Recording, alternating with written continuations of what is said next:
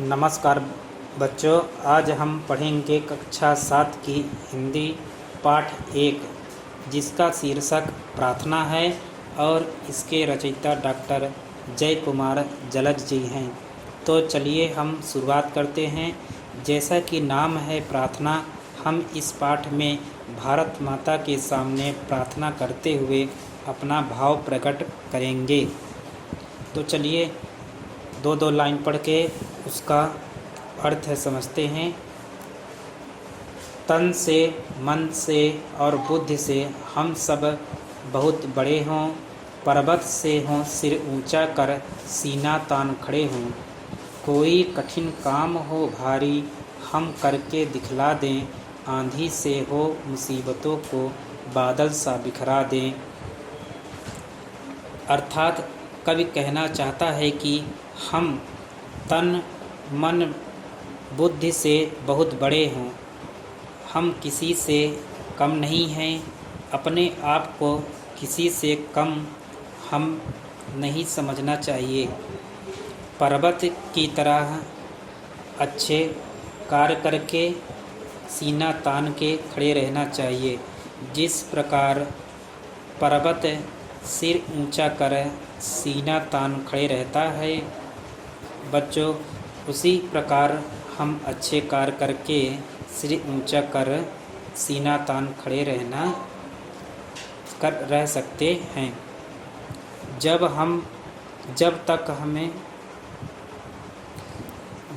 तक हमें घबराना नहीं चाहिए, जब तक हम कोई गलत कार्य नहीं करते हैं।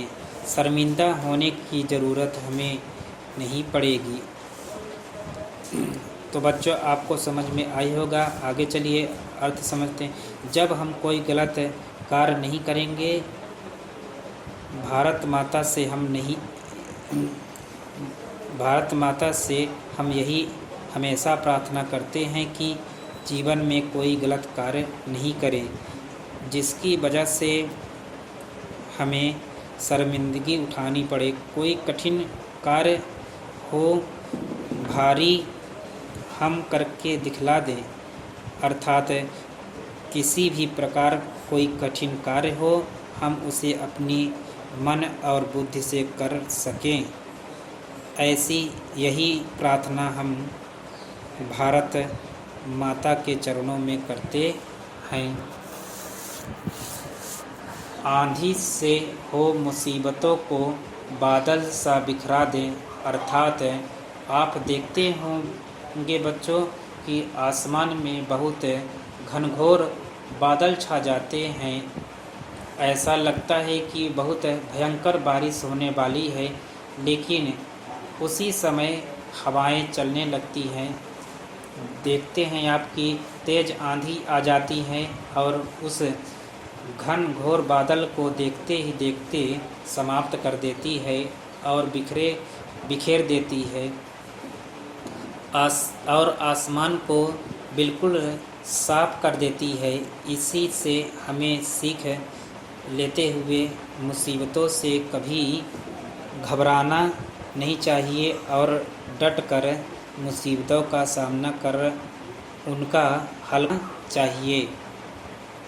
मुट्ठी में तकदीरें बांधे हंस कर चलने वाले, अर्थात हम अपनी मुट्ठी में तकदीर बांधे हुए हैं, हंस कर चलते रहने वालों में से हैं। अंधियारे में किसी दिए की लौ से जलने वाले, अर्थात अंधियारे में एक दीपक ही काफ़ी होता है रोशनी के लिए। इसी प्रकार हम छोटी छोटी कोशिशों से अपने जीवन में उजाला कर सकते हैं। प्यासे को देखे तो हम सब सावन से घिर आएँ, अर्थात कवि कहता है कि धरती माँ जब प्यासी रहती है तो सावन बारिश बनकर धरती माँ की प्यास बुझाता है। उसी प्रकार हम किसी ज़रूरतमंद को देखें तो उसकी सेवा करनी चाहिए। ऐसा वरदान दे प्रभु कि हम ज़रूरतमंदों की सेवा कर सकें। सागर में ही नहीं हथेली गागर में भर जाए। अर्थात कवि कहता है कि आप लोग देखते हैं कि कम से कम व्यवस्था में ज़्यादा से ज़्यादा काम करना चाहिए। हमें ऐसा प्रभु से प्रार्थना करना चाहिए कि हम ज़्यादा से ज़्यादा काम करना, प्रभु हमें ऐसा वरदान दीजिए कि हम कम से कम व्यवस्था में अधिक से अधिक कार्य कर सकें। प्रभु से ऐसी प्रार्थना हमेशा करनी चाहिए कि ऐसा वरदान मांगना चाहिए कि हम कम से कम व्यवस्था में अधिक से अधिक कार्य कर सकें। थके हुए के लिए हवा की तरह सदैव बहें हम। अर्थात हवा जिस प्रकार बिना थके चलती रहती है, उसी प्रकार हमें भी बिना थके ज़रूरतमंदों की सेवा के लिए सदैव तत्पर रहना चाहिए। धरती को अपने सुख दुख को चुपचाप सहे हम। अर्थात धरती माता अपने दुख सुख को चुपचाप सह के औरों के लिए, दूसरों के लिए उपजाऊ बनी रहती है। उसी प्रकार हमें भी अपने सुख दुख को चुपचाप सहते हुए आगे बढ़ते रहना चाहिए। उठे हमारा हाथ दीन दुखियों को हरने को। अर्थात हमारा हाथ जब भी उठे किसी न किसी ज़रूरतमंद की सेवा करने के लिए, रहें ना फुर्सत बैठे आँखों में आंसू भरने को। अर्थात हमारे पास इतना खाली समय नहीं होना चाहिए कि अपने दुख दर्द को लेके बैठ जाएं और आँखों में आंसू लेकर बैठ जाएं। माँ इन नन्हे हाथों को बस यह प्रसाद दो अपना, ये उस तक भी पहुँचे जिसको सब कहते हों सपना।